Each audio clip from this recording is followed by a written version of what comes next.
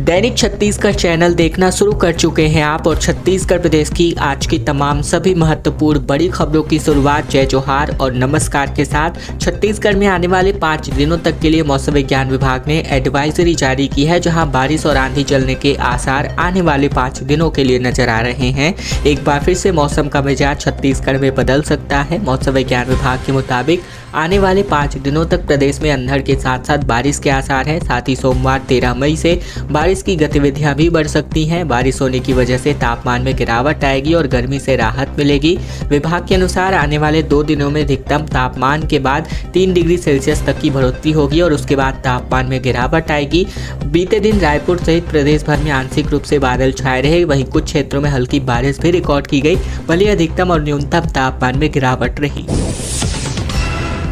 रायपुर के जगन्नाथ मंदिर में रथ निर्माण शुरू हो चुका है। उड़ीसा के 40 कारीगर और 12 चित्रकार तैयार करेंगे इस रथ को, जहां 7 जुलाई को रथ यात्रा का समापन किया जाना है। रायपुर के गायत्री नगर स्थित जगन्नाथ मंदिर में रथ यात्रा के लिए रथ बनाने का काम अक्षय तृतीया के शुभ दिन से शुरू की गई है, जहां 2 महीनों में कारीगरों के द्वारा रथ तैयार कर दिया जाएगा। वहीं मंदिर समिति के अध्यक्ष पुरंदर मिश्रा ने बताया कि मंदिर की सारी गतिविधियों, पूजा और अनुष्ठानों में जगन्नाथपुरी के नियमों और परंपराओं का पालन किया जाता रहा है।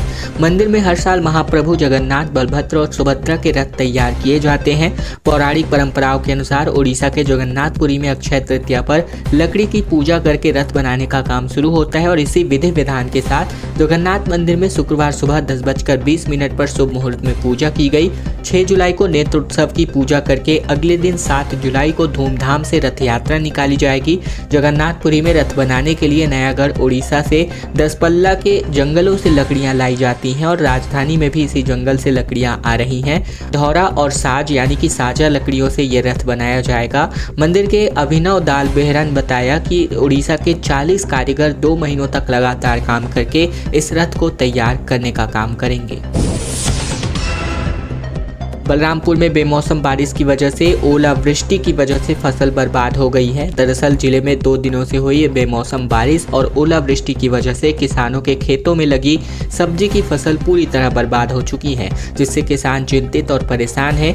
एक किसान के सामने सबसे बड़ी मुसीबत उसकी बेटी का विवाह करना है, तो वहीं दूसरे किसान के सामने उसकी रोजी रोटी चलानी है। ये तमाम किसान हैं जिनकी तमाम तरह की समस्याएं भी हैं। उन्होंने इस उम्मीद के साथ खेती की थी कि इसके पैसे से वे इन सभी कामों को अंजाम दे पाएंगे। वहीं बात करें तो किसान सब्जी की फसल पर आश्रित रहते हैं इन दिनों, लेकिन 2 दिन की हुई ओलावृष्टि और बारिश की वजह से किसानों को काफी नुकसान पहुंचा है। किसान के खेत में लगे खीरा, करेला, टमाटर और मक्का की फसल ओलावृष्टि की वजह से नष्ट हो गई है। किसान अपनी फसल को देखकर चिंतित और परेशान है। ये तमाम तरह के हाल जो है प्रदेश भर के किसानों को देखने को मिल रहे हैं, जहां बारिश की वजह से जो प्रदेश में जो बेतहाशा बारिश हुई है, इन 2 दिनों में बेमौसम बारिश हुई है, इसकी वजह से इन फसलों को नुकसान होने की वजह से किसानों के चेहरे पर मायूसी छा गई है।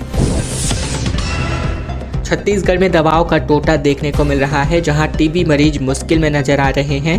प्रदेश के 12,000 से ज़्यादा मरीजों को उनके लिए दवाइयां नहीं उपलब्ध हो पा रही हैं। दरअसल क्षय रोग यानी कि टीबी से पीड़ित 12,000 से अधिक मरीजों का दवाओं का स्टॉक समाप्त होने की वजह से संकट की स्थितियां निर्मित हो गई हैं। सरकारी अस्पतालों में टीबी दवाओं की किल्लत शुरू हो गई थी। वहीं कुछ समय तक तो अस्पताल में जैसे तैसे ये काम चलता रहा, लेकिन पिछले 1 माह से दवाएं अब खत्म होने के कगार पर है। स्वास्थ्य विभाग के अधिकारियों का कहना है कि प्रदेश के सभी मुख्य चिकित्सा एवं स्वास्थ्य अधिकारियों को स्थानीय स्तर पर खरीदी के निर्देशित कर दिए गए हैं। टीबी की दवा की किल्लत प्रदेश ही नहीं बल्कि देश भर में है। टीबी के मरीजों को दी जाने वाली दवाओं की आपूर्ति केंद्र सरकार के टीबी डिवीजन के द्वारा की जाती है और ऐसे में यहीं से ही दवाओं की आपूर्ति नहीं हो पा रही है। वहीं अगर बात करें तो जिनका इलाज चल रहा है उनमें आधे से ऐसे अधिक मरीज हैं जिनका इलाज प्राइमरी स्टेज पर ही है, यानी दवाओं के मरीज अस्पताल पहुंच रहे हैं लेकिन उन्हें बेरंग ही वापस लौटना पड़ रहा है। बाजार में भी दवाओं का उपलब्धता जो है कम हो गया है। स्कूली छात्रों के लिए एक अच्छी खबर है, जहां 9वीं और 11वीं के छात्रों के लिए अच्छी स्कॉलरशिप की योजना जो है सरकार लेकर आ रही है। दरअसल कक्षा 8वीं के परिणाम घोषित हो चुके हैं, वहीं गुरुवार को 10वीं के नतीजे भी आ चुके हैं और ऐसे में 9वीं और 11वीं में पहुंचने वाले ऐसे बच्चे जिन्होंने अच्छे अंक हासिल किए हैं, आगे की पढ़ाई रुपयों की तंगी की वजह से प्रभावित ना हो, इसके लिए एक अच्छी खबर है। जहां ऐसे बच्चे जो पढ़ने में तेज है, फीस चुकाने में आर्थिक तंगी का सामना करते हैं, ऐसे बच्चों की पढ़ाई प्रभावित ना हो, इसके लिए केंद्र सरकार उन्हें 1.25 लाख रुपए सालाना मदद करने जा रही है। विद्यार्थियों को इसके लिए प्रधानमंत्री यशस्वी छात्रवृत्ति योजना के अंतर्गत आवेदन करने होंगे। आवेदन ऑनलाइन तरीके से होंगे, जिसकी शुरुआत जून और जुलाई माह से होगी। इसके स्कॉलरशिप के लिए राष्ट्रीय परीक्षा एजेंसी यानी नेशनल टेस्टिंग एजेंसी परीक्षा ले सकती है। मेरिट के आधार पर चयन किया जा सकता है। वहीं चयनित होने पर 9वीं के छात्र को 75,000 जबकि 11वीं के छात्र को 1.25 लाख रुपए की सालाना मदद मिलेगी। रकम सीधे उनके बैंक खाते में ट्रांसफर कर दी जाएगी। इसके अलावा अन्य पिछड़ा वर्ग, आर्थिक रूप से कमजोर वर्ग यानी ईबीसी वर्ग, गैर अधिसूचित उम्मीदवार, घुमंतु और अर्ध अनुसूचित जनजातियां यानी डीएनटी और एसएनटी, साथ ही श्रेणियां जिनके माता पिता के अभिभावक की वार्षिक आय स्रोत मिलाकर 2.5 लाख रुपए से अधिक नहीं है, ऐसे जो है छात्रों को ये सुविधा मिलने वाली है। और अब खबर कबीरधाम से, जहां गिट्टी खदान को बंद करने की मांग को लेकर के ग्रामीण लामबंद हो गए। कबीरधाम में कलेक्ट्रेट घेराव करने पहुंचे महिलाएं, जहां तत्काल इस खदान को बंद करने की मांग को लेकर आंदोलन कर दिया गया। छत्तीसगढ़ के कबीरधाम जिले के बोरला ब्लॉक के अंतर्गत भलपहरी गांव में स्थित आशा मिनरल्स गिट्टी खदान मालिक और ग्रामीणों के बीच एक बार फिर से विवाद हो गया है, जहां इसके बाद भलपहरी समेत 5 गांव के सैकड़ों महिलाएं समनापुर मार्ग से रैली निकाल करके जिला मुख्यालय पहुंची और कलेक्ट्रेट कार्यालय का घेराव ने कर दिया। ग्रामीणों का आरोप है कि भलपहरी गांव में आधा मिनरल्स गिट्टी खदान शुरू हुआ है।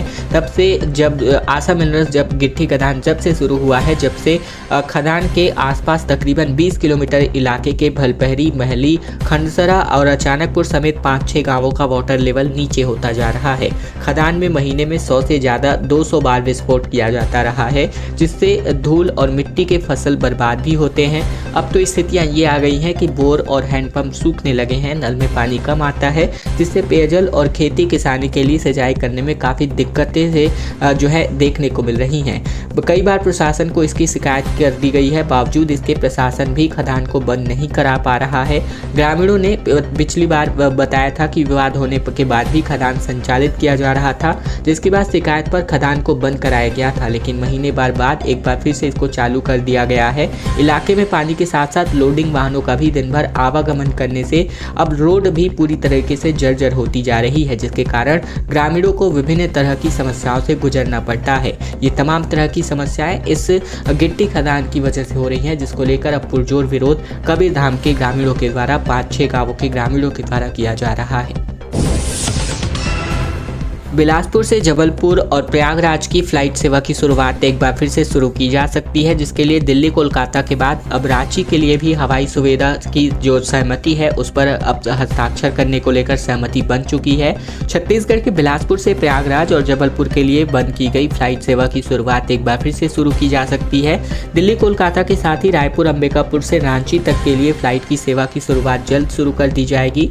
इसके लिए एलायंस कंपनी और राज्य सरकार के बीच सहमति बन चुकी है। हवाई सुविधाओं के विस्तार को लेकर दायर किए गए जनहित याचिका की सुनवाई के दौरान एलायंस कंपनी ने हाई कोर्ट को ये जानकारी सौंपी है। नाइट लैंडिंग के लिए राज्य सरकार की अनुमति के लिए केंद्र सरकार को पत्र लिखने के बाद भी अब तक कोई जवाब नहीं आया है। इस पर हाई कोर्ट ने केंद्र सरकार, राज्य सरकार और डीजीसीए को जवाब तलब किया है। बीते दिन डिवीजन बेंच में एविएशन विभाग के एडिशनल डायरेक्टर पंकज जायसवाल और एयरपोर्ट के डायरेक्टर एन वीरेंद्र सिंह पेश हुए थे। मामले की अगली सुनवाई 19 जून को होने वाली है। बेंच के अधिकारियों ने बताया कि राज्य शासन ने नाइट लैंडिंग के लिए केंद्र सरकार के डीजीसीए से नई टेक्नोलॉजी पीबीएन का इस्तेमाल करने की अनुमति मांगी है और इस पर याचिकाकर्ता वकील सुदीप श्रीवास्तव ने कोर्ट को बताया कि ये अनुमति पिछले 4 माह से पेंडिंग है।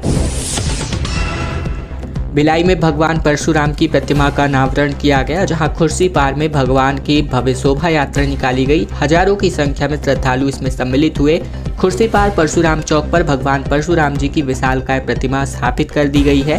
प्रतिमा का अनावरण पूर्व विधानसभा अध्यक्ष और वरिष्ठ भाजपा नेता प्रेम प्रकाश पांडे ने बटन दबाकर किया। इस दौरान ब्राह्मण समाज के कई पदाधिकारी और वरिष्ठ लोग मौजूद रहे। प्रतिमा अनावरण के मौके पर पूर्व विधानसभा अध्यक्ष प्रेम प्रकाश पांडे ने कहा कि अक्षय तृतीया है और ऐसे में शुभ दिन पर भगवान श्री परशुराम का जन्म हुआ था। उन्होंने भगवान परशुराम की कथा का उल्लेख भी किया। उन्होंने बताया कि एक बार परशुराम जी के पिता उनकी माता की कितने का आदेश दे दिया गया था। इस पर भगवान परशुराम ने अपनी माता की हत्या कर दी थी। टीएस सिंहदेव ने कहा कि भूपेश सरकार में सरकारी तंत्र मेरे खिलाफ था। विधायकों को तोड़ने की कोशिश की गई। चिंतामणि को टिकट देने के पक्ष में था। दरअसल छत्तीसगढ़ में लोकसभा चुनाव के बाद पूर्व डिप्टी सीएम और कांग्रेस के वरिष्ठ नेता टीएस सिंहदेव ने पहला इंटरव्यू जारी किया है। टीएस सिंहदेव ने विधानसभा चुनाव नहीं लड़ने को लेकर दिए गए बयान पर कहा कि प्रशासनिक तंत्र उनके खिलाफ था। अफसर उनके और कांग्रेस पदाधिकारियों के खिलाफ काम कर रहे थे। उन्होंने ये भी कहा कि उनसे जुड़े विधायकों को तोड़ने के लिए एक व्यक्ति ने संपर्क किया था। वे चिंतामणि महाराज को टिकट देने के पक्ष में थे। सिंहदेव ने विधानसभा चुनाव में मिली हार, लोकसभा चुनाव में स्थिति और उन बातों पर भी चर्चा की जिसको लेकर सार्वजनिक टिप्पणी करने से बचते रहे। वहीं विधानसभा चुनाव से पहले आप कहते रहे चुनाव नहीं लड़ना चाहते, आप चुनाव लड़े और परिणाम के अनुरूप नहीं आए। अब आपको क्या लगता है कि चुनाव नहीं लड़ने का निर्णय सही था? जिस पर इन्होंने जवाब देते हुए कहा कि वह निर्णय तो सही था। मेरे और कांग्रेस से जुड़े लोगों के खिलाफ प्रशासन काम कर रहा था। तत्कालीन कलेक्टर झा यानी संजीव झा ने प्रशासनिक सेवाओं के अधिकारियों की तय सीमाओं को लांघकर ये कहा था कि इनके खिलाफ रिपोर्ट आई है, जांच करेंगे, कार्यवाही करेंगे। कैबिनेट में ही नाम लिए ही मान लीजिए कि जो नंबर 2 का मंत्री मुख्यमंत्री जिसके बाद नाम का प्रोटोकॉल में लिखा रहता है, उस परिस्थिति में प्रशासन का प्रमुख अधिकारी कलेक्टर ऐसा बयान दे रहे थे, वह अनुकूल नहीं था। फिलहाल ये सभी बातें इन्होंने मीडिया इंटरव्यू में अपनी बातों के दौरान कही। छत्तीसगढ़ में 4 लोगों ने युवक को मार करके गाड़ दिया। धान कटाई के पैसे और पुरानी रंजिश में ये जो है हत्या की गई। दरअसल महासमुंद जिले में एक नाबालिग समेत कुल 4 लोगों ने मिलकर एक युवक की हत्या कर दी और शव को जोक नदी के किनारे गाड़ दिया। बताया जा रहा है कि हार्वेस्टर से धान कटाई के पैसों को लेकर चारों ने वारदात को अंजाम दिया है। मामला बागबहरा थाना क्षेत्र के ग्राम सेवाती का है। वही जानकारी के मुताबिक सेवाती निवासी महेश कुमार घृतलहरे 35 वर्ष से 7 मई से लापता था, जहां जिसकी सूचना परिजन ने गांव के कोटवार को दी थी और इस बीच 8 मई को जोक नदी के किनारे कुछ दबी होने की सूचना मिली, जिसकी जानकारी को लेकर कोटवार ने बागबहरा थाना प्रभारी प्रवीण चौहान को इसकी सूचना दी, जिस पर यह त्वरित कार्यवाही किया गया और ये जो मामला है वो दृश्यम मूवी की तर्ज पर उजागर हुआ। शक्ति के युवक को प्रधानमंत्री मोदी ने आभार पत्र भेजा है। टिंकू देवांगन ने जनसभा के दौरान इनको पेंटिंग भेंट किया था, जहां 15 घंटों की मेहनत उनकी रंग लाई है। शक्ति जिला मुख्यालय के वार्ड क्रमांक 16 निवासी टिंकू देवांगन को प्रधानमंत्री मोदी ने आभार पत्र भेजा है। प्रधानमंत्री ने टिंकू को उनके जनसभा के दौरान दिए गए पेंटिंग के लिए आभार व्यक्त करने का ये पत्र भेजा है। पत्र मिलने पर टिंकू देवांगन और उनके परिजनों में खासा उत्साह देखने को मिला है। प्रधानमंत्री मोदी ने अपने पत्र में लिखा है कि आपके द्वारा बनाई गई पेंटिंग मुझ तक पहुंचाने के लिए आभार। आपकी इस अभिव्यक्ति के लिए मैं हृदय से आभार व्यक्त करता हूं। आप जैसे परिवारजनों से मिलने वाला स्नेह मुझे देश भर के लिए जी जान से कार्य करने की नई ऊर्जा देता है। चित्रकला की शक्ति अद्भुत है। ये तमाम बातें इन्होंने इस पत्र में लिखते हुए टिंकू को लेकर आभार व्यक्त किया है। स्कूल का नाम पीएम श्री स्कूल करने को लेकर के अब कांग्रेस ने अब जो है विरोध की चेतावनी जारी कर दी है। छत्तीसगढ़ में छत्तीसगढ़ बोर्ड परीक्षाओं के नतीजे आते ही स्कूलों पर सियासत तेज हो चुकी है। प्रदेश में पूर्ववर्ती सरकार द्वारा लाई गई स्वामी आत्मानंद स्कूल को अब पीएम श्री स्कूल में विलय किया जा रहा है, जिसका कांग्रेस खोलकर विरोध कर रही है। प्रदेश कांग्रेस कमेटी अध्यक्ष दीपक बैज ने भाजपा पर बदनीयता का आरोप लगाते हुए इस मामले पर हर स्तर का विरोध करने की बात कही है। पीसीसी चीफ ने कहा कि स्वामी आत्मानंद स्कूलों का नाम बदले जाने का कांग्रेस हर स्तर पर विरोध करेगी। स्वामी आत्मानंद जी छत्तीसगढ़ में जन्मे एक विद्वान संत और छत्तीसगढ़ के विश्वविख्यात आध्यात्मिक व्यक्तित्व थे, इसीलिए कांग्रेस की सरकार ने इस योजना के नाम पर उनके नाम पर रखा था और अब भारतीय जनता पार्टी की सरकार उनके नाम को हटाना चाहती है। शासन की ओर से स्वामी आत्मानंद स्कूल योजना नाम बदलकर पीएम श्री करने का आदेश जारी किया है। इसके लिए सभी जनप्रतिनिधियों की सहमति लेने की कोशिश हो रही है, जिसको लेकर कांग्रेस ने कहा कि अब कांग्रेस पार्टी इसका पुरजोर विरोध करेगी। महादेव सट्टा ऐप मामले में श्रीलंका तक के लिए तार जुड़ते नजर आ रहे हैं। बर्खास्त पुलिस आरक्षक ही 20 पैनल को यहां ऑपरेट करता था। रायपुर में कई राज यहां पर उगलते हुए दिखाई दे रहे हैं।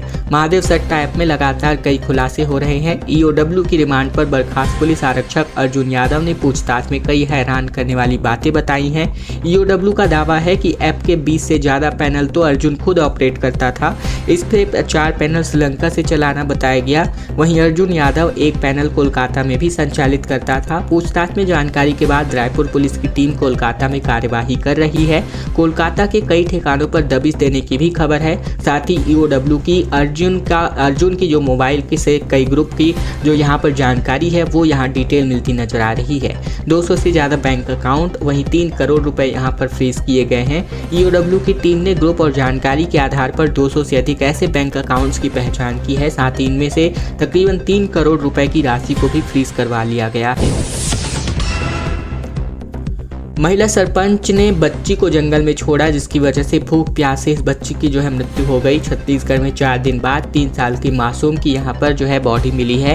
दरअसल छत्तीसगढ़ के मुंगेली जिले में महिला सरपंच ने अपनी 3 साल की मासूम बच्ची को जंगल में छोड़कर घर वापस आ गई, जिससे बच्ची की भूख प्यास से मृत्यु हो गई। जहाँ 4 दिन की खोजबीन के बाद पुलिस ने शव को बरामद कर लिया है। वही पूरा मामला लोरमी थाना क्षेत्र के ग्राम खुड़िया का है, जहाँ बताया जा रहा है कि ग्राम पटपरहा की महिला सरपंच संगीता पंद्राम 6 मई को घरेलू विवाद के बाद 3 वर्षीय अनुष्का और 1 वर्षीय बेटे को अपने साथ लेकर शाम को मायके जाने पैदल निकल गई थी। जहां महिला का मायके तकरीबन 25 किलोमीटर दूर मध्य प्रदेश के डिंडौरी जिले में गोपालपुर में स्थित है।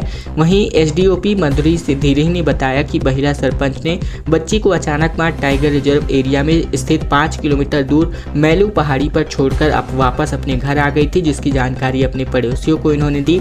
पति शिवराम पंद्राम को पता चलते ही रात में अपने साथियों के साथ बच्ची को खोजने जंगल चले गए, लेकिन यहाँ ये बच्ची नहीं मिल पाई, जिसकी वजह से अब 4 दिन बाद जाकर इस बच्ची की यहाँ पर लाश जो है बरामद की गई है। सीएम विष्णुदेव साय के एडिट वीडियो वायरल करने के मामले को लेकर पार्षद सागर केसरवानी पर एफआईआर दर्ज कर दी गई है। दरअसल छत्तीसगढ़ में सीएम विष्णुदेव साय का एडिट वीडियो वायरल करने के मामले में शिवरी नारायण नगर पंचायत के पार्षद सागर केसरवानी के खिलाफ एफआईआर दर्ज कर दिया गया है। बता दें कि महतारी वंदन योजना बंद होने को लेकर सीएम विष्णुदेव साय का एक वीडियो वायरल किया गया था। वहीं इस मामले में अब भाजपा मंडल अध्यक्ष ने शिवरी नारायण नगर पंचायत के पार्षद सागर केसरवानी पर एफआईआर दर्ज करवाई है। इस मामले में जांच शिवरी नारायण पुलिस में जुट गई है। दरअसल कुछ दिन पहले सीएम विष्णुदेव साय का जनता से सीधी बातचीत का एक वीडियो सोशल मीडिया पर वायरल हुआ था, जिसमें विष्णुदेव साय आम लोगों से बातचीत करते नजर आए थे। इस वीडियो में सीएम साय पूछते हैं कि महतारी वंदन योजना का 2 किस्त का पैसा मिल गया ना, जिस पर सामने से जवाब आता है हाँ मिल गया। इसके बाद सीएम साय ने कहा कि तीसरा किस्त भी मिलेगा। कांग्रेस के लोग भरमा रहे हैं कि ये बंद हो जाएगा, उसके भ्रम में नहीं आना, और जब तक आप हम लोगों के सरकार में बैठाए रहेंगे तब तक महतारी वंदन योजना का पैसा जाता रहेगा। कांग्रेसी ठगरा लबरा है, महतारी वंदन योजना कभी बंद नहीं होगी। ये बातें इन्होंने कहते हुए इस वीडियो में नजर आए थे।